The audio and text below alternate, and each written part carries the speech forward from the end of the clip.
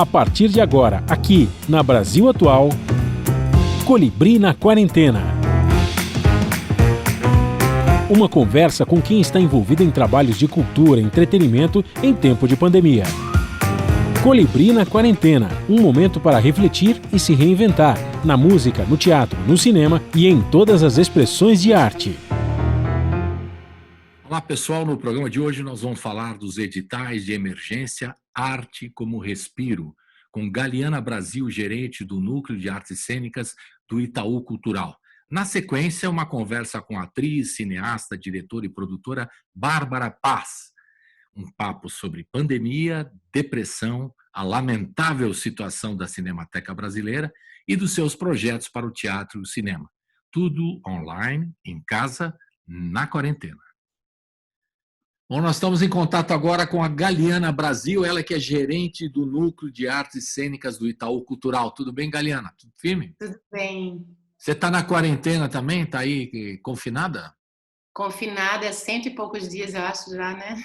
Está cansada? Nossa, um bocado. Tá todo mundo meio jururu, como diria uma expressão mais assim. Né? Meio apreensivo também, né? Galiana, a gente no começo do programa aqui, lá se vão mais de 70 e tantos programas, né? Um dos primeiros projetos que a gente anunciou e foi muito bem-vindo por toda a categoria artística, de música e, enfim, de todas as artes, foi esses editais que o Itaú abriu, né? Então, eu queria que você falasse um pouquinho mais. A gente teve até o privilégio, porque o Edson Natalio estava com a gente, ele acabou anunciando o de música antes de sair o de música, né? O que agitou o mercado, mas primeiro ele anunciou de artes cênicas, né? O projeto cujo nome eu acho incrível, um nome muito legal, que vocês criaram para esse projeto, que tem esse objetivo, né? De ressaltar a arte e tal, a arte como respiro. Achei muito legal. O que deu o nome desse título para esse projeto aqui, para esses editais? Bem legal. Foi a nossa equipe, né? A gente tem um time assim de gestores, né? De todas as linguagens. Você já falou aí, citou o Natali, grande companheiro da música, então das artes visuais, das artes cênicas. Nós todos juntos, né? Junto com o nosso diretor Eduardo Saron. Foi uma ação realmente enérgica e rápida, né? Veio meio com esse nome de editais emergenciais, dada a situação, né? Foi logo no início ali da pandemia, o de artes cênicas meio que abriu, foi o primeiro, né? Uhum. E depois, na sequência, veio música, artes visuais, a cultura surda. A gente vai ter aí no final o último agora é o do audiovisual, praticamente perto de 1.000 artistas contemplados em todas as linguagens aí. Que bom. E como é que foi, então, o começo? Já que você também vai acabar dando uma notícia nova para nós aqui, no final da entrevista, mas como é que foi a elaboração disso? Foi naquele momento, quando veio a quarentena, e vocês se reuniram e falaram, temos que fazer alguma coisa para ajudar toda a categoria artística, né? Em todas as vertentes. Vocês se reuniram para isso e tiveram uma iniciativa muito rápida. E a repercussão para vocês foi muito... Porque teve inscrição, o pessoal estava muito desesperado, né? Vou dizer um português claro.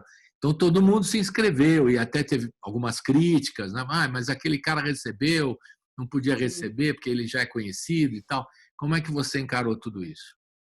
Olha, a gente encara como também um retrato do momento, né? Que as pessoas estão também muito sensíveis, né? Muito abaladas com tudo, enfim, acho que faz parte. A gente entende também, mas a gente... por exemplo, no edital como de artes cênicas, né, com 200 trabalhos, você ter aí um nome mais ou menos mais conhecido, vamos dizer assim, mas no meio de uma diversidade de pessoas, né, enfim, de todas as regiões, né, pessoas mais iniciantes, pessoas mais profissionais, gente do teatro, gente do circo, né, a gente teve uma participação do circo tradicional muito bonita no edital de artes cênicas, esse circo de trupe, de família.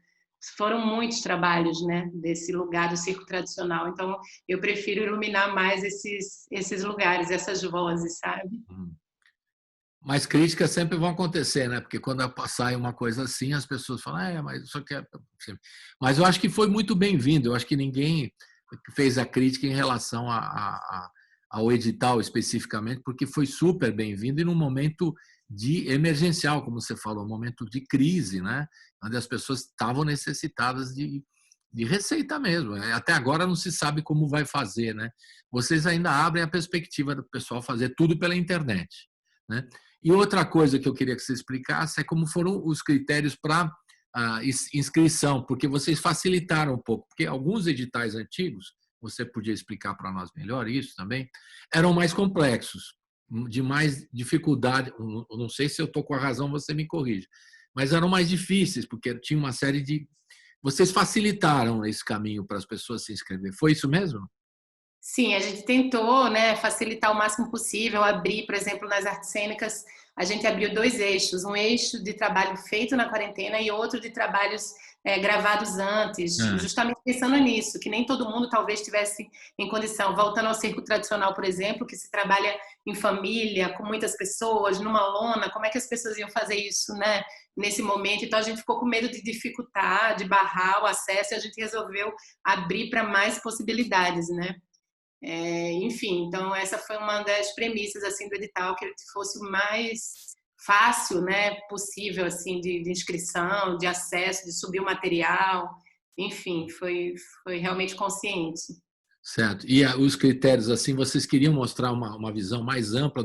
Aliás, o projeto Rumos e outros tantos projetos que eu acompanho do Itaú Cultural sempre tem essa perspectiva de mostrar a diversidade brasileira, né? Essa também era a ideia na hora de julgar todos os trabalhos inscritos, escolher esses trabalhos vencedores. Certamente, de ter representatividade de todas as regiões, quase todos os estados do Brasil, a gente tem representatividade, e ter uma diversidade de territórios, né, e de linguagens também, poder trabalhar com performance, com teatro, com circo tradicional, com circo mais contemporâneo, com ação para criança, enfim, algo que a gente pudesse realmente trazer diversidade, trazer diálogo com com a maioria, né, de públicos possível. Agora, vocês estão com alguma previsão depois que esses editais vão seguir até quando? Porque todo mundo está na expectativa de saber quando vai voltar, né? Claro, esperamos que tudo isso vá passar, nós estamos nessa expectativa, né? Tudo vai passar, espero, em breve, né? Que vai passar. Mas vocês já fizeram vocês são muito organizados, que eu sei, fizeram alguma perspectiva, já colocaram algum espetáculo em perspectiva para o ano que vem, alguma agenda, calendário de atividades, ou vocês estão aí aguardando o que vai acontecer, mais céticos com relação à programação para o próximo ano, por aí? Ou ainda Sim, esse ano, não sei. a gente tem olhado os cenários, né, alinhados também com tudo que está acontecendo, com os protocolos da cidade também, enfim. Então, a gente está olhando muito para o segundo semestre, né, e realmente a possibilidade é de continuar no digital mais fortemente, né.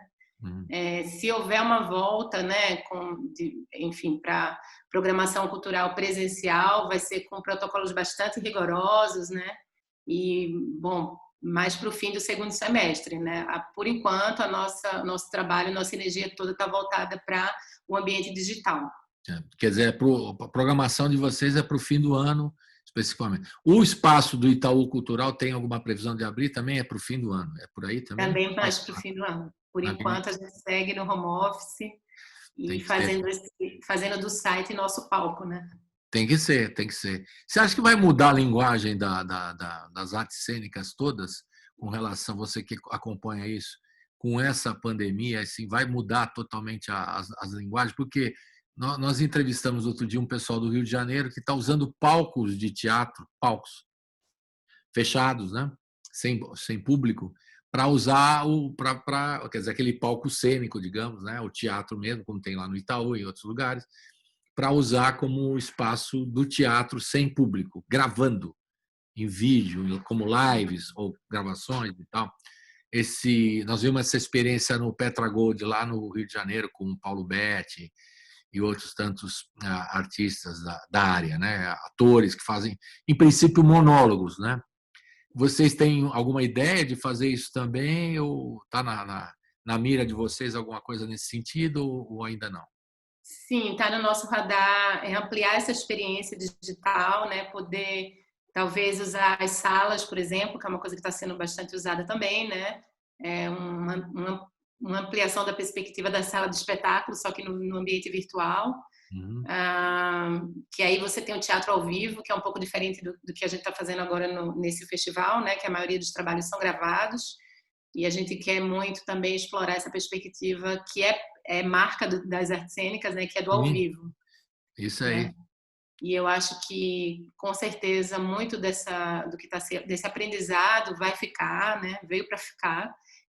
Afetou bastante as artes cênicas, o sentido de presença, o sentido de troca, mas eu acho que são ganhos também, né? Acho que a gente não vai olhar para isso de uma outra forma. Os artistas todos, né, muito impactados, a fruição também muito impactada, quem faz gestão, a gente que gosta, né, que trabalha com curadoria, com programação, que assiste muito espetáculo, também estamos impactados nos nossos modos de operar.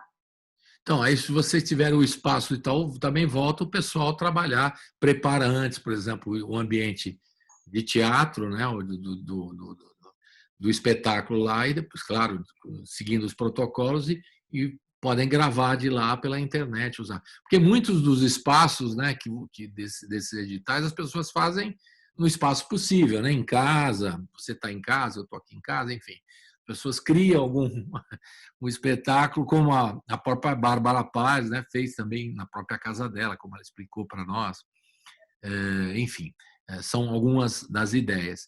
E essas pessoas têm sido criativas, cada um usa um espaço diferente, né, os seus próprios espaços da vizinhança, das proximidades e tal, né, o que é uma forma de você, enfim, resolver o problema, né? Mas o problema do teatro é que o teatro, a presença do público, aquela coisa quente, né? Não tem mais, né? Então, imagina, é muito difícil mesmo, né? A palavra reinventar, que está se falando muito aqui, né? Além de solidariedade, né? Que é muito repetida aqui nesses tempos de pandemia, ela é uma realidade. Precisa pensar muito. Tem algumas ideias que você tem gostado em tudo isso que recebeu, que vocês receberam nessa última leva, quantos foram inscritos? Mais de 7.000 projetos. 7.000 projetos. Das artes cênicas. E quantas pessoas ficam vendo tudo isso para aprovar? Muita gente também, né? Olha, foi um time grande. Um time grande, assim, porque a gente garantiu leitura e análise de todos os projetos, né? Isso era um compromisso. A gente já trabalha fortemente com curadoria, você citou aí o Rumos, né? Que é um edital também multilinguagens, então a gente já tem também essa expertise. A equipe de artes cênicas é uma equipe que internamente também trabalha muito com esse lugar da curadoria interna, enfim. A gente tem um edital também, uma mostra anual chamada A Ponte, que é de teatro universitário, a gente recebe centenas de propostas também, né? Enfim, então foi usar toda essa expertise para esse edital, toda a equipe, enfim, alguns colaboradores também externos, a gente convidou também. Tiveram que chamar gente de fora para analisar tudo isso, né?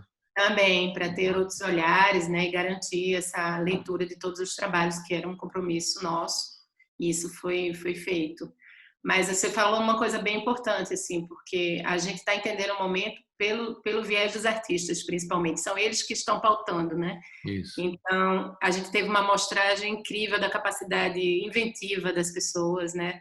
Do quanto essa situação também tem ativado essa força de criação, do diálogo do corpo com a casa, o corpo com o espaço, né? E você vê a diversidade de espaços, cômodos, quartos, lajes, terraços, quintais. Isso foi uma coisa muito bonita, né? Da gente entrar no espaço das pessoas, enfim, as pessoas abrirem suas casas, abrirem seus espaços também. Algo que a gente não pensava, né? Acessar. Há um tempo atrás isso seria completamente improvável. Isso também horizontaliza muitas relações, né? Isso para o teatro é interessante também. Você acha que vai ficar isso? Vai ter um resíduo no pós-pandemia dessa questão do fazer pela internet? Essa linguagem que está sendo criada agora, reinventada, como você falou, vai permanecer pós-pandemia? Você acha que isso acontece? É uma possibilidade? Acho que tem um saldo aí que fica, sim, porque a gente também está acessando e chegando em lugares, né, que não se chegaria se não fosse isso. Isso precisa ser dito também, né? Quando a gente vive numa capital, tem muitos privilégios, né, de quantidade de teatros, espetáculos, mas o Brasil não é todo assim. Então, tem muitas pessoas que estão acessando conteúdos que elas não acessariam em outro momento, né? Então, enfim, acho que tem um saldo aí também de abertura, de acesso, que é importante levar desse momento. Tem um lado, digamos, bom dessa loucura toda, dessa pandemia, que as pessoas poderem ter mais acesso, principalmente às artes cênicas, e o teatro especialmente, né? Que é legal. E textos, né? E apresentações e performance, que isso você não teria, porque todo mundo espera o contato pessoal no teatro, né? E você reinventa um poema falado, um monólogo através da internet, acaba sendo uma coisa interessante ao mesmo tempo, né? Pela necessidade que nasce a criação, né? Já diziam muitos aí. E aí você acaba vendo coisas que você não tinha acesso mesmo. E está criando. Eu acho que isso vai ficar, de alguma forma, um pouco aí disso tudo vai ficar. Claro que, como eu disse, nada como um contato pessoal, porque você está lendo o texto, está vendo, né, aquele momento do respirar. E o compartilhar a experiência ao vivo do teatro do circo também. Incrível. Não dá. No começo, nós entrevistamos o Celso Frateschi, o Zé Celso Martinez, que você conhece muito bem. E aí o Zé Celso falou, você acha que dá para fazer? Eu falei, acho que não. Aí estão fazendo podcasts, também tem essa possibilidade também, né? Eu queria que você falasse um pouquinho de outras linguagens, né? A do áudio também, né? Isso é possível também, né? Sim, e também é um lugar muito caro para as artes cênicas, né? Da voz, da entonação, de você conseguir, através de uma narrativa, passar emoção, passar imagem, né? O rádio faz isso também, a gente Claro. isso também. E a gente hoje galera, hoje nós estamos usando o YouTube também, porque as pessoas, a gente tem mais acesso, tem gente que não consegue sintonizar a rádio, porque São Paulo é complicado, várias sombras de som e tal, mas pelo YouTube o sujeito consegue ver fora do Brasil, no Brasil todo, enfim, já tem um alcance maior, não é verdade? Exato. Agora, vamos ver um exemplo, vamos escolher, galera, a gente tem 4 aqui projetos que a gente pensou, além da Bárbara Paz, que a gente vai ver daqui a pouco, com ela mesma, que ela vai mostrar para nós. Mas antes eu queria que vocês separassem. Nós temos 4 aqui e você poderia falar um pouquinho de cada um deles aí. Vamos escolher 2 para a gente ver agora, trechinhos, 1 minuto e pouco de cada um, para a gente ter uma ideiazinha do que é. Você fale. O que você escolhe aí nesse primeiro bloco agora? Diga lá. Acho que a gente pode abrir com o Cá Entre Nós, um trabalho de mulheres aí bem potentes da Bahia, acho que a Shirley, a Naira e a Ela Nascimento, que é a atriz e diretora do trabalho. Então, falando um pouco de uma temática que tem vindo bastante à tona nesse momento, que é da violência contra as mulheres, né? Isso aí. E na sequência, vamos pôr 2, né? Vamos ver dois trechinhos, 2. O que vocês... Podemos ver o 1001 Noites, século trans 21, da encenadora, dramaturga aqui de São Paulo, Ave Terrena, que é um trabalho que traz artistas transvestigêneros, todo composto por artistas transvestigêneros, fazem aí uma brincadeira com a Sherazade, o conto dos 1001 Noites, só que trazendo para temáticas mais atuais, né? Uma leitura contemporânea dessa obra, bastante criativa também. A Ave é uma dramaturga que vem se destacando, tendo bastante textos aqui montados em São Paulo, e uma artista bem, bem brilhante. Legal. Então vamos rodar agora. Primeiro Cá Entre Nós, depois o 1001 Noites. Roda! Uhul! Cá entre nós. Cá entre nós. Cá entre nós. Não tá fácil segurar essa onda. Ainda mais sendo mulher, preta, perifa. Ainda mais quando se mora com um desconhecido. Marido, padrasto, violento. Assassino? Os atentados contra as nossas vidas não cessam. E se agora os perigos aí fora estão constantes, eu penso como é que tá aí dentro. Aos 9 anos de idade, tive uma experiência de abuso dentro da minha própria casa. Minha mãe apanhava do meu padrasto. E agora? E agora eu tô pensando em você, mana. Essa pandemia, esse caos global, nos afetou profundamente. afetações das mais diversas ordens. Pandemia, enfermidade epidêmica altamente disseminada a nível mundial. Necessidade de controle urgente. Questão de saúde pública. E quando soma-se a todo esse caos, as nossas individualidades, o que cada uma vive na sua intimidade, nossa, é perturbador imaginar.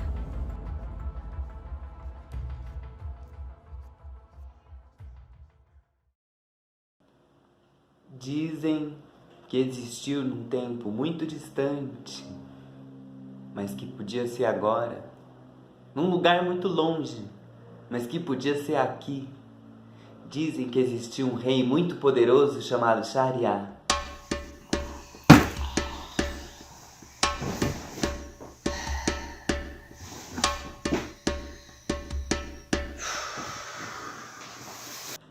Que conquistou até os territórios mais distantes do seu país e deitou a sua vontade até os súditos mais resistentes.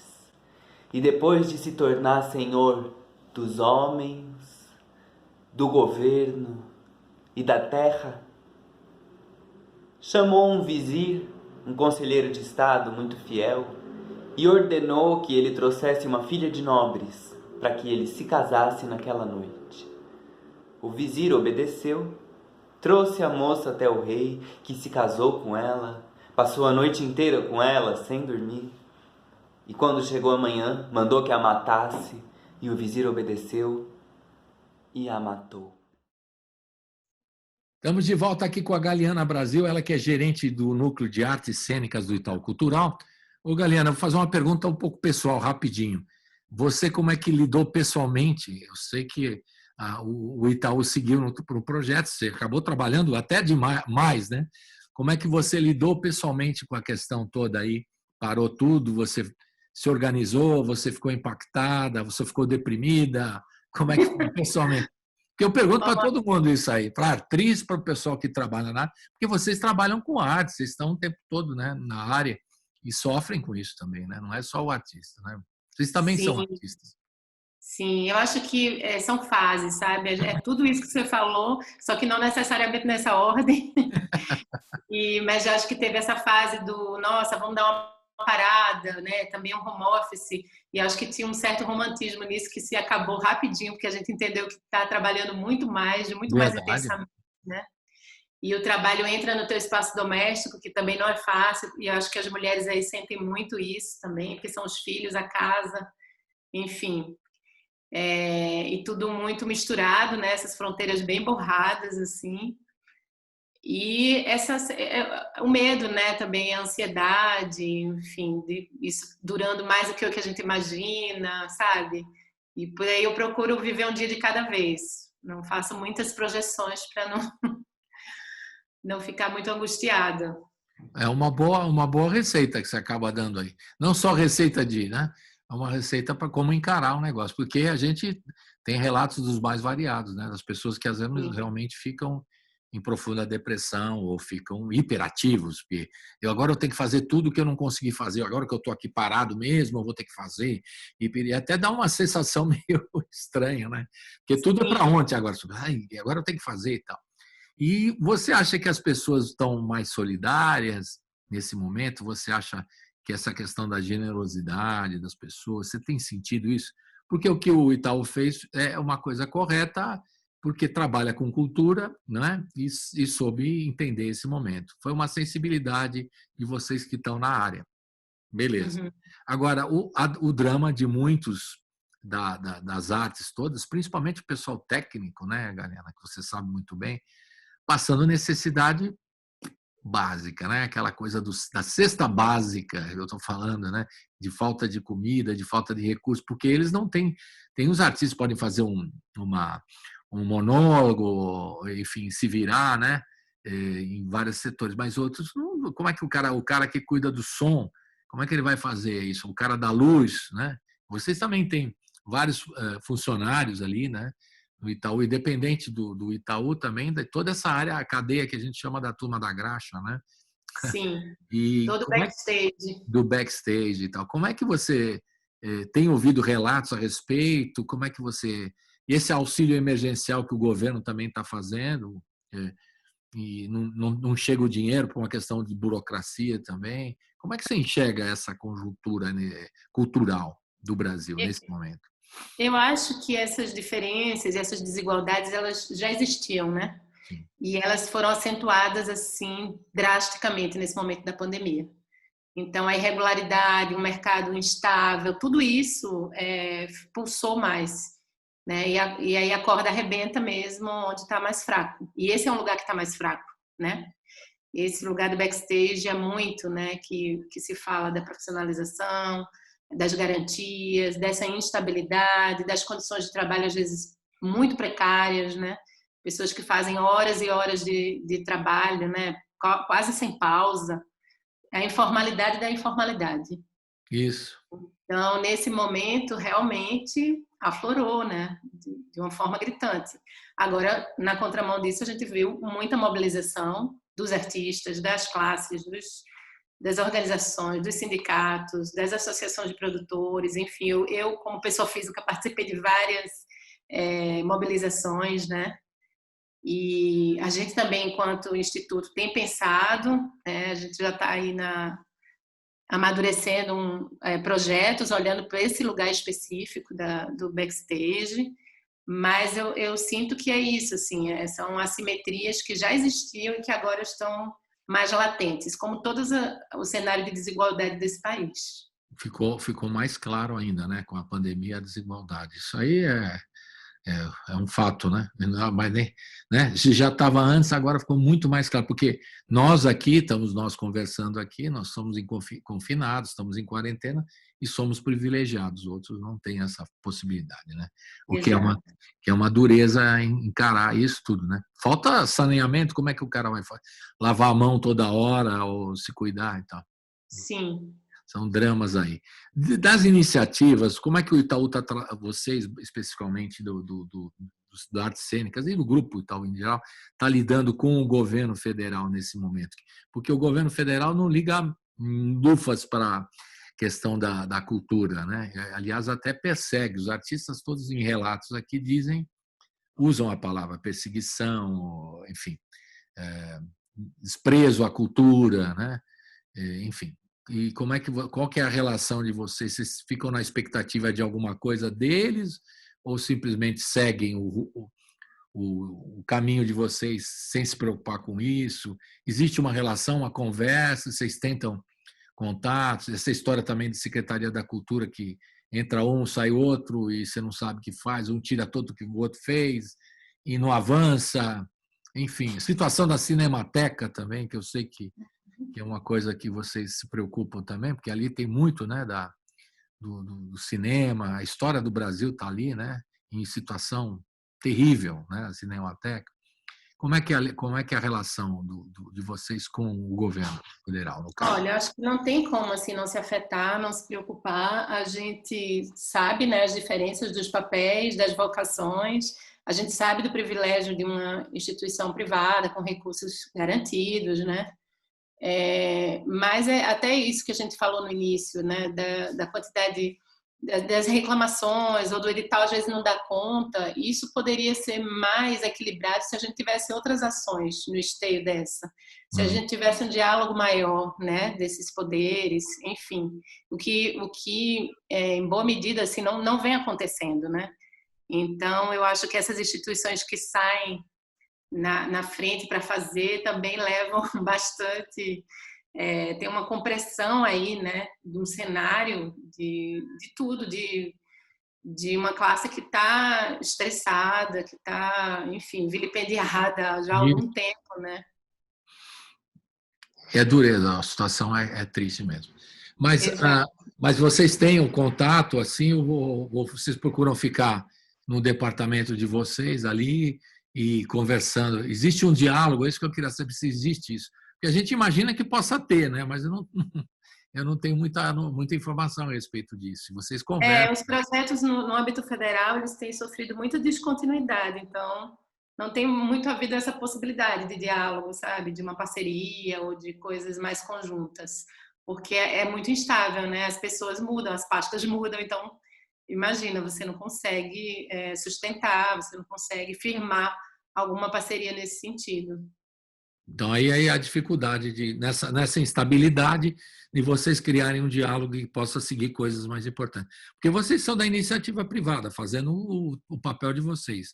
Muito bem feito, aliás. Mas tem que ter o apoio também, né? O apoio geral, porque também não adianta ficar só, né? A gente também fica na dependência, isso foi falado aqui pelo Danilo, do SESC, na dependência do SESC também, que é outro espaço, né? É um outro polo cultural, né, do São Paulo, especialmente, do Brasil também, essa dependência, e se existe ameaça de corte, né, porque eles têm uma verba ali, papapá, do sistema S e tal. Então, sempre é sob ameaça, não é uma coisa de diálogo. Pelo menos eu percebo assim, né? Por isso que, agora, você está dizendo que a instabilidade do governo não permite uma coisa mais contínua, é isso? Exato. Tá. Acho que a estabilidade é o grande entrave. Você foi muito sintética, porque a coisa tá brava. Quando se fala assim, olha, é isso mesmo, quer dizer, já, né? Bom, eu quero agradecer, Galiana, para você pela participação. Se você quiser anunciar outras coisas, primeiro eu queria que você falasse assim. Nós estamos passando aqui trechos, né, no programa, muito bem. Eu quero ver tudo, quero assistir tudo que está rolando. Quais são os canais? Olha, o site do Itaú Cultural é o canal principal. Ali você encontra o seu mapa, seu diário de bordo. Ali você tem tudo de como navegar nesse festival, que ele vai durar meses, né? A gente tem 200 trabalhos para pautar. Então, assim, agora são blocos que estão chegando e vão continuar. A gente está preparando isso com muito cuidado, né? Fazendo um jogo assim de alquimia mesmo do que vem junto. Para trazer isso que a gente falou no início da nossa conversa, né, dessa diversidade de vozes, de geografias, né, trazer isso em recortes, né, um pouco do que a gente recebeu, que é essa diversidade. E agora foi aprovado recentemente, um lote aí de contemplados, né, no Arte Cênico, foi isso? Do audiovisual agora. Do audiovisual, agora foi do audiovisual. Porque vocês fazem por... Em algum momento. Eu queria que você explicasse, que eu que confundi. Tem dos artes cênicas, do audiovisual, da música. E vocês vão fazendo por etapas, é assim que funciona, né? Exato, mas em algum momento as linguagens se encontram também e a gente consegue fazer um caleidoscópio, né? De música, com artes cênicas, com artes visuais, poesia falada, que foi o edital de literatura, então vai ficar bonito, assim. Já está ficando legal, né? Então, o negócio aí pelo site, no site o sujeito acompanha e vocês vão soltando aos poucos na medida de que isso é possível e tal. Aí vai estar disponível na íntegra para todo mundo, porque aqui a gente está mostrando um trechinho, né? O que a gente vai encerrar? Para encerrar, o que a gente vai ver agora, Galiana, por favor? Acho que a gente pode terminar com o Queer Antena, que é do Teatro de Fronteira, um coletivo de artes cênicas de Pernambuco, que está nessa semana também. Tem um descarrego também, que eu separei aqui, que a gente separou. O descarrego também, né? Descarrego, bem performático, de uma turma aqui de São Paulo. São trabalhos bem distintos. Legal. Então a gente começa com o descarrego e termina com o Queer Antena, que é uma sátira aí já, a nossa quarentena aqui. Sim. Galera, muito obrigada por tudo, obrigado. Obrigada eu. Abraço virtual e até a próxima. Bom trabalho para vocês, para toda a turma aí que está batalhando pela cultura do país aí, muito importante. Muito obrigada pelo espaço, acompanhem a gente, sigam esse festival que está lindo. Falou, tchau, tchau, obrigado. Até mais. Tchau, querido.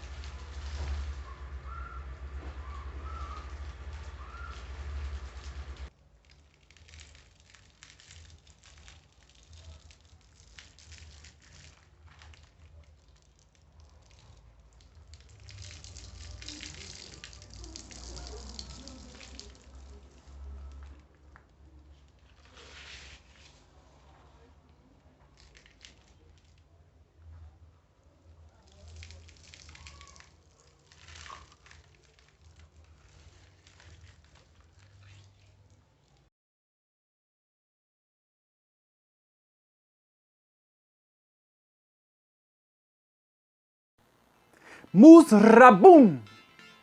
Grita o menino no auditório do colégio lotado de gente. Aplausos, euforia, multidão em êxtase. A coordenadora da escola conclama: Ravengá, Ravengá, Ravengá, Ravengá, Ravengá. Momento de glória, consagração. Risada maquiavélica.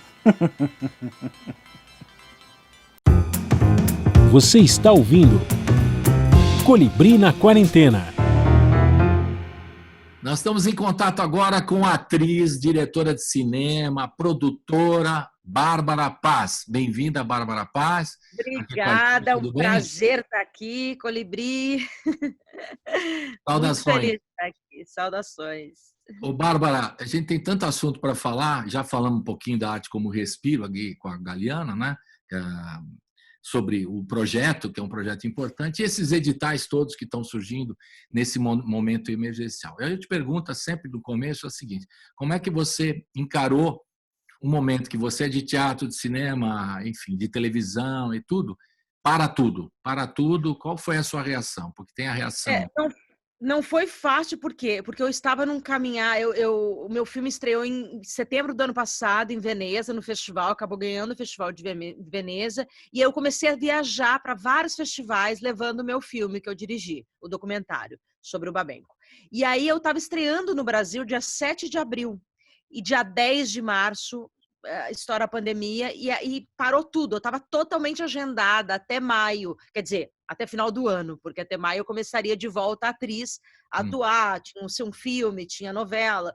Então, até maio eu tinha... Então, foi um susto, porque parou o meu andar da carruagem, né? O que eu faço? Tudo foi suspenso. Todos os festivais, toda a abertura dos cinemas, né? Que eu ia apresentar meu filme no Brasil. E aí fiquei trancada. E eu totalmente sozinha, trancada no meu apartamento lá no centro de São Paulo, que era, né? Que estava todo mundo ainda muito sem entender o que aconteceu. Todo mundo demorou para entender que aquilo era muito grave. E aí eu me tranquei, fiquei 50 dias trancado no centro de São Paulo, e lá estava pouca gente usando máscara, eu comecei a ficar um pouco com pânico. Mas, enquanto isso, você volta para casa, volta para sua casa interna, onde você tem vontade e necessidade de criar. Então, eu comecei a escrever, comecei a filmar, fazer um diário visual, né, um vídeo por dia, entender o que eu podia para publicar, para me comunicar, para dialogar, para não me sentir tão sozinha e também para fazer sentido essa cama de artes, de música que as pessoas estão fazendo, né? Os artistas estão se doando e estão se abraçando, porque a gente não pode ir para o teatro, a gente não pode estar no cinema, a gente não pode sair. E está tão bonito esse movimento que da minha forma de fazer parte foi com esse diário visual. E acabou saindo daí esse edital, eu entrei, porque eu achei bonito o título Arte por Respiro, era um edital para artistas, eu entrei e escrevi meus vídeos, assim, e foi lindo, que foi contemplado, e toda a verba eu enviei para o Grupo Tapa, que é o meu grupo de teatro. Todos os artistas estão se ajudando nesse momento, então eu faço uma arte para ajudar a outra. Então, aí, nesse sentido, eu acho que essa corrente nunca mais a gente vai esquecer, sabe? Eu acho que sim. E nunca vai ser nada igual mesmo. Nada será igual. como antes, como diz aquela canção. Tudo daqui para frente, tudo será diferente também, como outra canção diz. Enfim. Mas o mais dramático, Bárbara, você que conhece tanto, eu estou querendo aproveitar também a sua experiência como produtora e tudo mais, que muita gente da área técnica, a gente chama a turma da graxa, né? O pessoal os artistas técnicos. No teatro tem uma porção de gente que se envolve quando você vai lá para o palco se apresentar. Você vai fazer um filme e você acompanhou produções de todos, né? Desde um curta-metragem até um longa-metragem com o Babenco. Quanta gente envolvida para fazer aquele filme, para fazer aquele projeto. E esse pessoal não tem nem como, né? Porque não está sendo produzido. Os artistas, de certa forma, né? Os que têm condição, que sabe tocar, o que canta, o que representa como você, se viram. E essa turma toda, o que está sendo feito para então, ele? O que está acontecendo? Várias pessoas estão fazendo várias campanhas, né? Tanto para pessoas, tipo lá no Rio tem a PTR, a PTR que está se juntando, está fazendo uma campanha, está dando um cartão vale para eles. No São Paulo também está tendo. Então, tem vários movimentos acontecendo, as pessoas estão se ajudando. É claro que não é a mesma coisa, é claro que você ganhar R$600, R$500, não é a mesma coisa, mas o iluminador, o figurinista, né, a camareira, isso no teatro, né? No cinema nem se fala. Quantas famílias estão necessitadas, quantas pessoas estão passando fome, porque são vários técnicos no cinema, né? Então, a gente está em suspensão. O cinema, eu acho que é pior que ainda o teatro, a gente precisa de menos. O cinema exige muita gente parou, né? É uma equipe gigante, 200, 300 pessoas envolvidas, né? Então, assim, é como os musicais também, né? Os musicais, o teatro também. Então, tudo parou. Agora, o que a gente tem que respirar e pensar que não é só o Brasil, não é só a gente, porque a gente pensa que é comigo, né? A gente fica Não, é o mundo inteiro tá igual, né? Hollywood tá igual, Broadway tá igual, e o Brasil tá igual, São Paulo, Rio de Janeiro, qualquer capital, Porto Alegre, todas as cidades estão igual. Então, assim, o que é o momento de hoje? O momento é de ajudar, de solidariedade. Então, os artistas que podem ajudam um outro, né? Um segura a mão do outro, porque vai voltar, vai passar. Isso vai passar. E esse momento vai ficar. Então, esse momento das pessoas essa solidariedade que está acontecendo, quem esteve dentro não vai esquecer jamais. Claro que uns não vão se recuperar. A gente sabe disso. E não é só os artistas. Eu tô falando, fora, né, o pessoal que tem restaurante, o pessoal que tem tanta gente fechando as portas. Então, nós artistas não somos diferentes que os outros trabalhadores. É que a gente tem uma janela que a gente pode se comunicar. Todo mundo tem uma televisão hoje. Tá aqui, eu tô com você aqui, é a minha televisão, o meu canal. Eu posso fazer o que eu quiser. Então, se eu tenho uma poesia para ler, eu vou ler. Quem quiser, acessa. Se eu sou né? E tem gente que tem mais visibilidade e tem condições de ser vista mais. Mas todo mundo tá podendo fazer o que quiser. Eu tenho amigos meus que tem às vezes, na plateia. Uma pessoa que está acompanhando ele na peça. Que ótimo! Você acha que eu já não fiz peça para 1, 2 pessoas? Já fiz. Já fiz! Ai, meu Deus do céu. Enfim, é isso. Agora você não sabe nem quantas pessoas, pode ter até mais, porque algumas experiências estão sendo feitas de apresentação teatral ou dramática, digamos assim, né? Pela internet, você pode ter muitas visualizações. Né? O Sesc está fazendo maravilhosos monólogos. Eu estou me preparando para fazer um daqui a pouco. E, assim, é maravilhoso o que ele está fazendo. Tem 200, 300 pessoas assim, o tempo todo, você multiplica por 10. 30 mil pessoas, se você tem 300 pessoas, se você tem 100, você já tem 3 mil. Imagina! São 10 casas de 300 pessoas. Então, tá maravilhoso, entendeu? E as pessoas que não têm condições também, nunca tiveram condições de ir ao teatro, que não tem teatro na sua cidade, como não tinha na minha até pouco tempo atrás, tem condições de ver gratuitamente. Então, o que eu falo, e falo para minha família, e falo para os meus amigos, aproveitem, que tem muita coisa gratuita hoje. Aproveita e vai lá assistir, vai lá fazer aquela aula, vai fazer aula de ginástica, vai fazer aula de yoga, vai assistir uma peça, porque tem muita coisa gratuita. Shows. Então, eu acho que esse momento, ou a gente aproveita também e capta o melhor que vai ficar, porque as coisas vão mudar. Então, tem coisas, você não pode ficar preso a essa janela também, porque também tem esse problema, né? Como é que a gente vai viver depois longe disso aqui, né? Pode viciar, pode viciar. Pode viciar, exatamente. Agora, o drama disso que você falou, que existe um paradoxo, por exemplo. Você, ao mesmo tempo que está sendo consumido pela internet, pelos streamings da vida, filmes, séries, apresentações, lives, etc., etc., se consumindo muito isso, por outro lado, a cultura do lado oficial, do inominável, que eu não falo o nome, ali do governo federal, não tem incentivo. Por exemplo, só para citar o cinema, que você conhece muito melhor que eu, tem um fundo setorial lá que não libera, tem uma verba representativa lá absurda, por exemplo. É um absurdo. Então, disso aí a gente está... eu não tenho nem... Se a gente entrar nesse parêntese aí, porque isso a gente realmente não sabe. A gente está sendo apedrejado, a gente é pessoa não grata. Como as artes estão salvando hoje a pandemia e está sendo, no Brasil, tão desrespeitado. Né? Esse fundo setorial, pelo jeito, não vai sair. Pelo jeito, esse fundo setorial não vai sair tão cedo. Então, a gente tem que caminhar na paralela. Tem saída? Muito pouco. Porque tem né? A gente não sabe, tá muito. Bom, Não, eu sei. quantos secretários de cultura? Ministro a gente não tem mais. Quantos secretários de cultura ainda a gente vai ter? E ninguém sabe, tá tudo muito suspenso, tá tudo muito triste nessa área, sabe? Pois é, aí eu A gente tá emendo muito com mais uma história cansado. triste que me afeta profundamente. Você também, todos os que conhecem o trabalho da Cinemateca, você está participando de campanhas para ajudar a Cinemateca, que eu sei, né? É impossível. A gente, quando vê aquilo, quem conhece, quem já visitou, quem já foi lá no acervo, como eu fui como jornalista para pesquisar imagem, coisas que tem lá, aquilo não pode acabar, sabe? Não pode É acabar. uma coisa E como é que deixa uma coisa assim, a míngua? Como é que deixa assim a sorte? É a É a mesma história coisa. do nosso país. A Exato. história do nosso país. Sabe, assim, os filmes, assim, isso está por um fio. Então, assim, ninguém tá de olho, ninguém tá nem aí. Aquela coisa está desaguda, daqui a pouco vai acabar, vai explodir aquilo lá, sabe?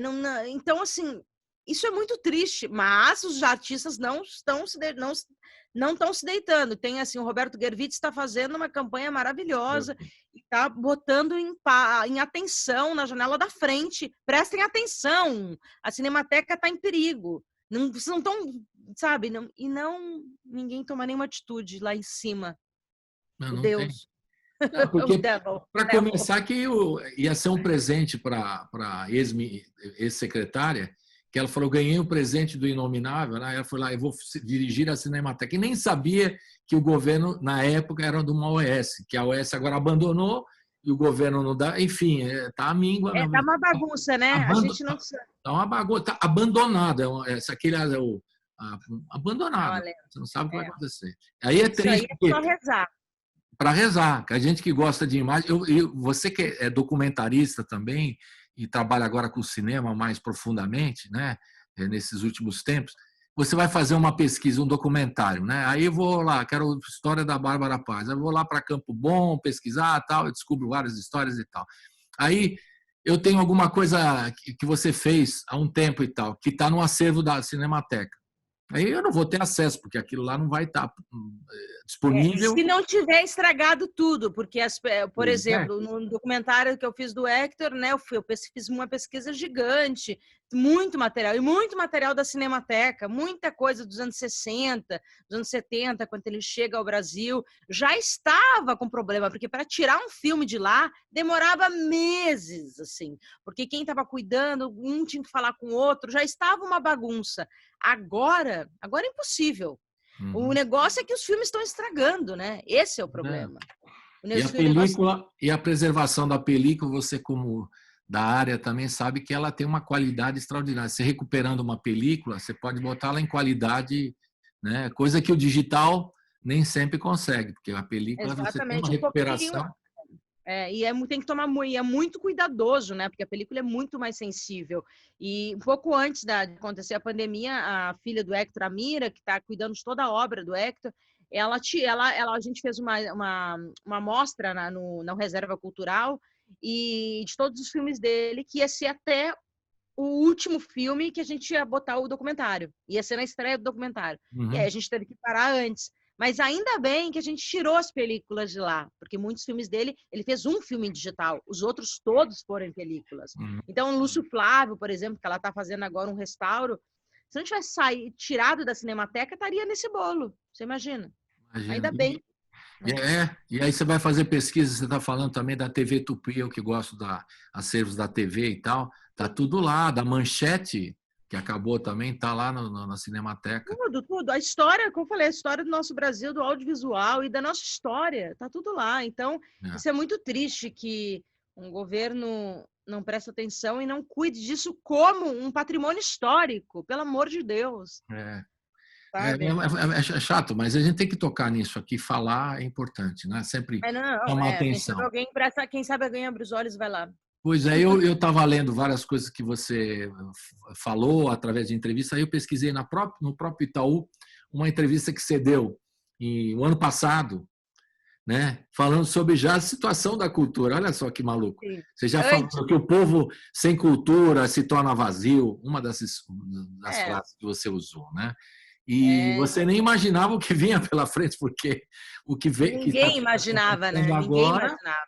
Não é? É triste e ao mesmo Cultura é um tempo... povo sem alma, né? A nossa educação, tudo, Pois né? é. A cultura é tudo. Para mim, pelo menos, tudo me salvou, sabe? O que é um país sem cultura? É um país sem alma, é um país... O que vai... Esse governo está querendo deixar o ser humano não pensar. O ser humano não pode pensar. É claro, que se pensar vai contestar tudo que eles estão fazendo, né? E a gente... Exatamente. Isso Aí, é uma tristeza, assim. E o problema, eu acho que a tristeza maior é que uma parte da população não enxerga isso. E isso a gente tem que tentar fazer de tudo para que eles consigam tirar a viseira, né? Pois é. Agora, Bárbara, você está muito ativa aí já, está fazendo várias coisas, produzindo e tal.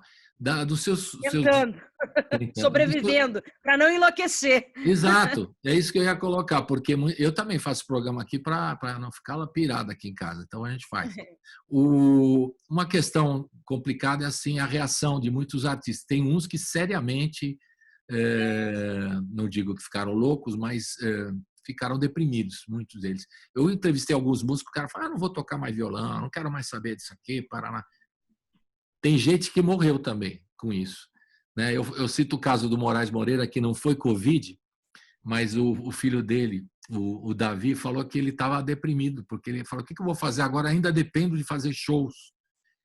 O cara do Novos Baianos, uma história, né, na música brasileira. Eu dependo de fazer shows, como é que eu vou fazer agora? E aí, claro que... Muitas pessoas.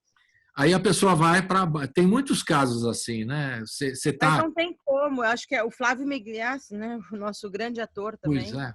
Ele quis sair de cena, sim, nesse momento, porque realmente, acho que todos nós, de alguma forma, a gente deprimiu de alguma forma, vê o mundo assim desmoronar, sem a gente saber quando isso vai acabar, sem saber quantos vão morrer ainda, quantas pessoas... Então, isso foi um susto. Para os artistas, é como se a gente não tivesse mais... Quando o pessoal vai querer voltar? Né? Eu acho que agora a gente está conseguindo olhar para o mundo, porque a Itália está abrindo, a Itália já vai ter festival, a França já abriu, sabe? Então então a gente tem que olhar para lá também e falar assim, olha, aonde começou, a coisa já está voltando, demorou, né? 3 meses tiveram que fazer lockdown, que o Brasil não fez lockdown total. Então, assim, mas essa coisa de deprimir, não tem como, eu também fico super mal muitas vezes. Eu falo, não vai ter saída, o que vai ser do amanhã? Porque a gente não está vendo muito amanhã. A não ser quem tem já um trabalho aqui em ativo, acho que os músicos estão conseguindo alguns estão conseguindo se salvar, sim, porque tem muitas coisas sendo pagas aqui na internet, né? Os shows, vários. Então, assim, tem artistas também, atores também. Então, assim, mas... Não generalizando, eu acho que a gente não pode, eu acho que a gente tem que ser otimista. Mesmo com muitas perdas, a gente tem que acreditar que vai ter um amanhã, que isso aqui vai passar. Então, assim, quando a gente estiver bem mal, baixo, tenta levantar. Eu sou dessa, levanta, sacode a poeira, dá a volta por cima. A sua história, que eu li bastante sobre a sua história, é uma história disso mesmo, né? De sempre você se virando aí e se reinventando a cada momento da sua carreira, né? Isso é importante. Você tem essa... eu acho que são a fênix mesmo. Acho que a gente tem que ser fênix o tempo inteiro na vida. A gente tem que se reinventar, a gente tem que se refazer. Eu não consigo pensar que eu vou parar. Às vezes dá um cansaço, você fala, nossa, não aguento mais, né? Tipo, vou ter que levantar de novo. Vamos lá, para onde... Mas eu acho que eu tenho muitos sonhos, eu tenho muita ambição de querer fazer muitas coisas ainda, de querer ser várias, sabe? Então eu acho que o ser humano ele tem essa obrigação de evolução, de querer mais da vida, né? Assim, querer estar na vida, presente e fazer o que enfim, eu acho que o ser humano é tão bonito, é um ser tão complexo e é um ser que tem fim. Então, a gente tem fim. Se a gente tem fim, a gente tem que fazer logo, porque a gente vai acabar. Então, assim, agora a pandemia chegou para isso também, para avisar todo mundo. Assim, ela chegou no momento... É muito triste tudo isso. Mas também, se você olhar para um outro prisma, você fala, olha, tem fim. Então, assim, o que você estava fazendo quando o mundo parou? Eu faço essa pergunta para mim Boa mesma. pergunta, essa é boa pergunta. Vou fazer uma série. O que É, você eu já pensei, eu fiz desde o começo essa pergunta, mas assim, eu estava fazendo umas lives para o Canal Brasil, no começo da pandemia, e eu fazia sempre essa pergunta, porque eu me perguntei, Bárbara, onde você estava quando o mundo parou? Era lá que você queria estar? É isso que você queria? Porque é exatamente isso, o mundo parou, e você estava como? Eu, no caso, estava totalmente sozinha. Aí eu falei, o que eu construí até aqui? O que eu fiz? Por que eu estou sozinha nesse momento da minha vida? Por circunstâncias, várias coisas, mas assim, que você, né? O que você vai poder mudar agora? Porque se parar de novo o mundo, onde você vai querer estar? Uhum. E você acha que as pessoas vão ficar mais generosas e solidárias depois disso tudo que está acontecendo, ou vai voltar tudo a mesma coisa? E esse papo de falar novo normal, eu não gosto dessas expressões nenhuma, novo normal. Eu gosto da palavra solidariedade, e mais da ação do que a palavra, né? E as pessoas, Novo não, as normal. pessoas estão sendo generosas, estão sendo solidárias e tal. E depois que passar, eu quero ver se vão continuar também, porque isso deveria ser uma coisa natural o tempo todo, né? Natural do ser humano, exatamente. Mas eu acho que não é, né? Não é. Então, assim, agora eu sou otimista. Vamos lá. Eu acho que o ser humano tende a melhorar. Eu acho que o ser humano levou um susto. Eu espero que ele melhore. Eu espero que nós melhoramos. Mas tem muita gente que é pessimista e que não acredita nisso, que pode piorar. Porque o ser humano, se isso demorar para passar muito, assim, a gente sabe que a fome provoca uma raiva, um ódio, né? Então começa a violência. A fome, a gente sabe quando a gente está com fome. Imagina o pessoal que não tem, né, realmente o que comer. Eu sei que quer ter fome. Então, assim, esse ódio. E a gente tem que ter. Por isso que a solidariedade chegou e dizer, cara, só para acreditar que tem muita gente precisando. E para que a coisa não vire um caos, a gente tem que ser solidário. E aí a gente tem que pensar isso para o resto da vida, não é só nesse momento de hoje. Pensa, se você é solidário, um pouco que for, você adia o caos. Porque se as pessoas estão com fome e não têm o que comer, elas vão para a rua e vão saquear tudo. Vão fazer o quê? Era esse medo no início. Todo mundo começou a ficar com medo que não ia ter mais alimento. Não aconteceu isso. Aconteceu em alguns movimentos, mas não aconteceu. Tá indo. Então a gente tá. Mas eu acredito muito que é essa junção das pessoas, sabe? Essa junção de solidariedade que está fazendo isso. Se vai continuar, eu espero que sim. Eu espero que sim, eu espero que o ser humano olhe de uma forma diferente para o mundo e para outra pessoa. As pessoas não estavam se olhando mais, as pessoas não tinham tempo para parar. E eu estou me colocando também, apesar que eu sou uma pessoa muito contemplativa com a vida e com o ser humano, mas eu estou me colocando.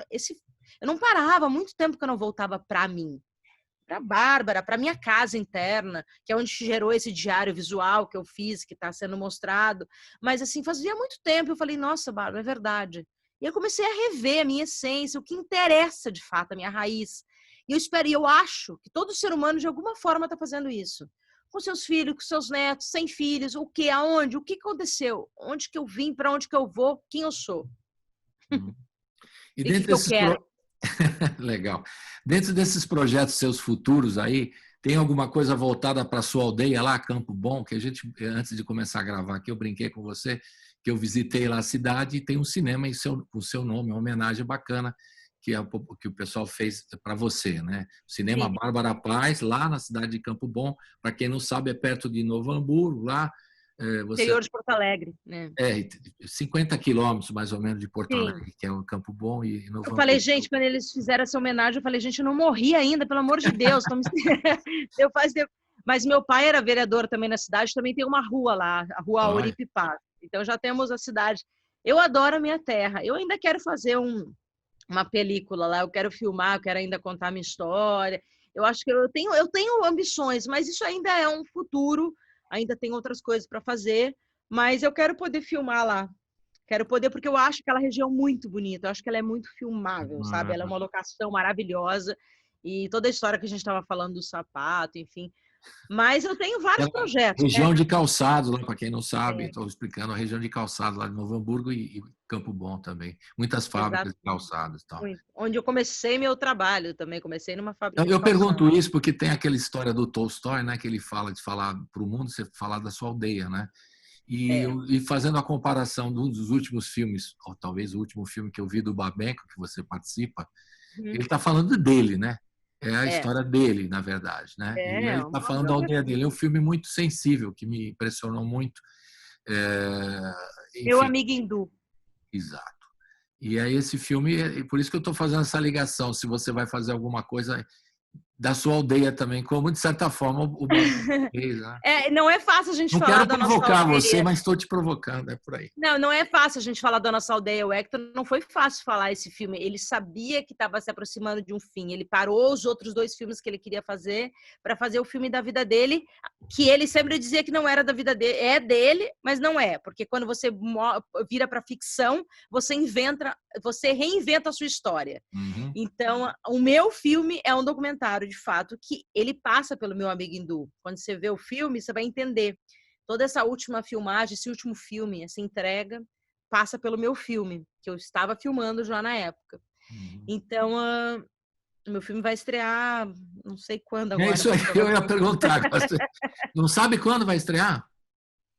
Não, mas provavelmente em outubro. Vamos pensar que é outubro? Porque assim, vai abrir os cinemas agora em agosto, a gente vai entender como é que vai ser, quanto público vai, como vai. Setembro, outubro, a gente está marcando reuniões, a gente não sabe ainda. Mas pode ser que seja para já também. Pois é. Você pôs um título que lembra aqueles filmes da Lina Wertmüller, que tem um título gigante. Assim, como é que é? Fala. Babenco, alguém tem que ouvir o coração e dizer parou.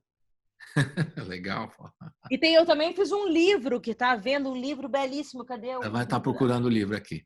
Mas o livro está lá na sala. Mas vai fala o nome que depois... Chama Babenco, Solilóquio A2, sem um.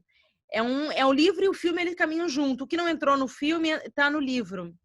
Então a gente pode ter o extras. Os extras total, assim. Ele vai toda a passagem, muito mais da vida dele, da Argentina, até o fim, até o último dia. É uma longa conversa. É uma pena que eu não sei qual a internet tem que recuperar, que eu gostava na época do DVD, que ninguém faz mais, mas enfim, que tinha os extras, né? E eu ficava muito atento. Ainda vai ter. Tem que ter uma forma de nesses streamings da vida também ter os extras, né, para você ver. A gente estava falando dos trabalhadores do cinema. Eu vi certas produções do Babenco, que você conhece muito melhor que eu, eram gigantes, eram altas produções, né? Produções. Brincando nos Campos do Senhor, o filme foram, sei lá, 500 pessoas para a Amazônia, sabe? E além disso, é legal saber a visão do diretor, das pessoas que lidaram com o projeto, que ele fala também. Eu vi uma série de filmes que o cara fala assim: eu tive que cortar essa cena porque no fim não era essencial, sabe? E o jeito que vocês, artistas e diretores, tem que editar um material também deve ser uma escolha complicada, né? Eu acho que o pior... É tão difícil quanto filmar, né? É escolher a cena. E aí a gente não fala que a gente acaba um filme, a gente desiste. Pois é. E tem cenas incríveis que eu sei. Uma vez eu conversei com o Babenco, ele falou que muitas coisas não entram porque não dá para entrar. O filme não pode ter X tempo. Na época, hoje com essas séries é possível fazer coisas maiores e tal, né? Sim. Mas muita coisa o cara teve que editar, teve que selecionar. Esse foi um grande problema para mim.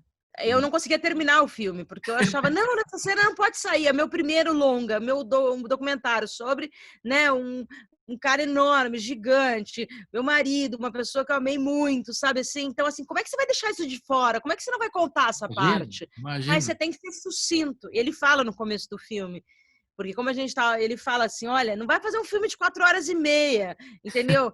A morte do Hector, capítulo 1, capítulo 2, capítulo 3, é um começo de filme, assim.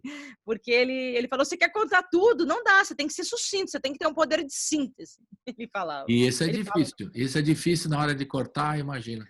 Mas eu gostava de ver isso nas obras, que quem estuda, né, gosta, eu sou cinéfilo e tal, acompanha. Agora é verdade, tem que ter os extras, né? Acompanhar, né? E até eu gostava quando há muito tempo atrás, a gente ia nas cabines, né, lá no centro de São Paulo para ver. E uma vez o Babenco chamou para não lembro qual filme foi, que a gente foi lá ver, eu e alguns amigos jornalistas, né? E aí, depois do filme, você estava com o diretor, ele ficava enchendo o saco. Por que você fez isso? Por que você fez aquilo? Total. Mas ele gostava disso, ele gostava, porque era uma discussão pós a obra dele. Primeiro foi, você gostou? Eu falei, adorei o filme. Mas por que você fez isso? Por que você fez aquilo? A gente queria saber. Aí eu falei, o pior é quando você não gostava, né? O pior é quando você não gostava e tinha que falar. Não, mas aí isso é raro. No caso dele, raríssimo. Difícil, né? Difícil, muito difícil. Pelo menos as que eu vi, eu gostei de tudo. Ele era um maestro, né? Pois é. E é legal você poder seguir também nessa área de cinema também, que a gente está precisando. Sim. Embora fundo setorial não é liberado, a Cinemateca está pela mora da morte, e você se virando e tal. Tudo isso, agora a gente está no finalzinho, eu queria que você falasse um pouquinho da arte como respiro e dessas experiências que você está fazendo aí na quarentena, que é meio cinema, é meio teatro, o que é isso? Para mim é uma videoarte, são videoartes, eu nunca explorei muito eu sempre namorei a videoarte, né, o artista visual, eu sempre caminhei por ali, mas eu nunca tive tempo para parar e fazer coisas assim que conversasse mais com o tempo, que é esse tempo ósseo, esse vazio que se estabeleceu na gente agora, né, nessa pandemia, né? Então a gente tinha que deparar com a gente. E aí eu comecei a dialogar com isso. E eu tenho muitos amigos artistas visuais, artistas plásticos, e eu estava conversando muito com eles, fiz até umas aulas, não aulas, mais como é que eles chamam de... enfim, workshop. Eles fazem... Não é nem workshop, eu fiz alguns, mas não, mas ele como já são artistas, eles dão um conselho, como não conselho não. Enfim, ele fala um nome, esqueci agora. Mas daí eu comecei a prestar atenção e comecei a produzir mais. Eu mandava para ele, falei, o que você acha disso? Porque tem uma divisão ali, o cinema e as artes visuais estão juntos. Então, eu trabalhei também com o artista visual, o Cal Guimarães, maravilhoso. Ele foi meu montador no filme. A gente teve uma parceria muito grande. Ele é o grande videoartista, assim, né, do Brasil, então, e do mundo, né? Então, eu comecei a conversar um pouco essas linguagens, entender que isso aqui também podia ter uma beleza, porque eu achava que era só para mim. Eu falei, não, eu tenho que dividir com o outro, para ver se interessa o outro, se toca em algum lugar, né? Então, para mim, é uma mistura dessas linguagens, essa fotografia, a imagem, o som, né? Você tá tocando. Eu acho que experimentando, sabe? Experimentação, eu acho que experimentando o que te toca, o que você, né, esses fragmentos da vida, né? Para mim é sobre a solidão e o vazio, mas eu também estou fazendo uma grande investigação sobre a solidão. Aí esse aqui é o começo. Aí eu tenho uma página agora no Instagram que eu acabei de colocar, que chama Projeto Solidão, que eu entrevisto várias pessoas de rua. As pessoas de rua falam sobre solidão. Aí artistas mandam seus poemas, seus dizeres, suas músicas, sua reza. Eu misturo todas as vozes para falar sobre a solidão. O que é a solidão para você? Traduz para mim em poema. Está rolando umas coisas muito bonitas, tá? Chama Projeto Solidão. E aí eu também vou dirigir um outro no Teatro Movimento em BH, um teatro online que vai ser como se fosse um curta-metragem visual, teatral, sobre a solidão também. Isso. Mas nós não podemos ficar sozinhos, nós temos que estar juntos. Não. Ninguém solta a mão de ninguém, né? Como é que você falou lá? Exatamente. Dividir, a gente vai dividir, ninguém solta a mão de ninguém, mas dividir essa solidão, né? É um mosaico, estamos todos na mesma. Com família, sem família, com filho, sem filho, nós estamos todos solitários. Sozinhos nunca. Isso aí. E a gente vai apresentar agora no finalzinho desse papo com a Bárbara Paz um trechinho da sua participação na Arte como Respiro do Itaú Cultural. Como é que chama esse trecho que a gente vai ver? Tem um nome... Um é de carne, eu não sei qual que eles mandaram de carne, né? E o outro é Braids of Solitude. Esse da solitude, esse aí que a gente vai passar. Solitude. Então, sobre solidão. Sobre solidão, porque você está fazendo a pesquisa e você está se relatando também nessa videoarte. É isso aí. Exatamente. Bárbara Paz. Em primeira pessoa. Um abraço virtual, prazerzaço conhecê-la aí, mesmo que virtualmente. Aguardando o lançamento do filme, que eu vou lá assistir. Vai ser lindo. Certeza. Né? Espero que seja numa sala. Não sei se vai ter distanciamento, mas eu quero ver o filme. Numa tela grande, numa sala escura. É isso que eu quero mostrar, sim. O filme é super visual, eu quero mostrar numa sala de cinema escura. Todo mundo. Legal. E estou entusiasmado. Hector merecia isso. Sem dúvida. E eu estou entusiasmado com seus novos projetos aí da aldeia, das coisas todas. Que esse Brasil ele é tão rico, né, Bárbara? As pessoas às vezes não têm essa... A gente tenta trazer aqui um pouco disso na área musical, na área de artes também. Ele é tão rico que as pessoas não percebem, né? Em várias regiões do Brasil, você lá de Campo Bom, no Rio Grande do Sul, tem tanta coisa linda que esse país a gente não mostra, né? E para o exterior hoje estão mostrando a pior cara do Brasil, que é esse... Pois é. Infelizmente. É uma pena, inominável. Beijão. Beijo, Até prazer. a próxima, querida. Até mais. Valeu. Tchau. Beijo, tchau. Tchau. Tchau. Eu vim ao mundo. Eu fui concebida. Fui gerada. Meus ossos se formaram. Eu nasci. Eu entrei no registro de nascimento. Eu cresci. Comecei a espernear. Articulei meu corpo. Eu patinei. Patinei no lugar. Eu comecei a andar. Eu movimentei os lábios.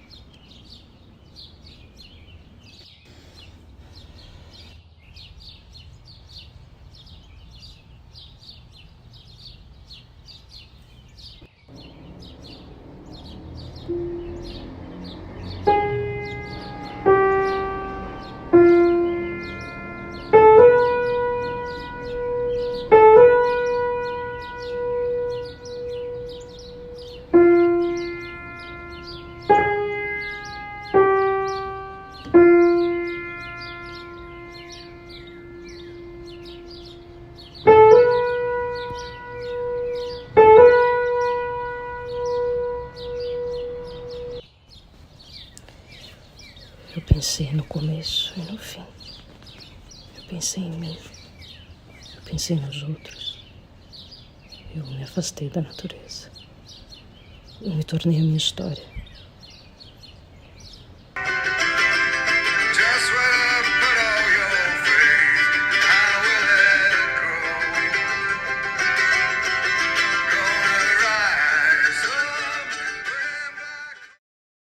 O programa termina aqui, mas a programação da Rádio Brasil Atual segue com a Hora do Rango, hoje representando João Paraíba. Fique com a gente.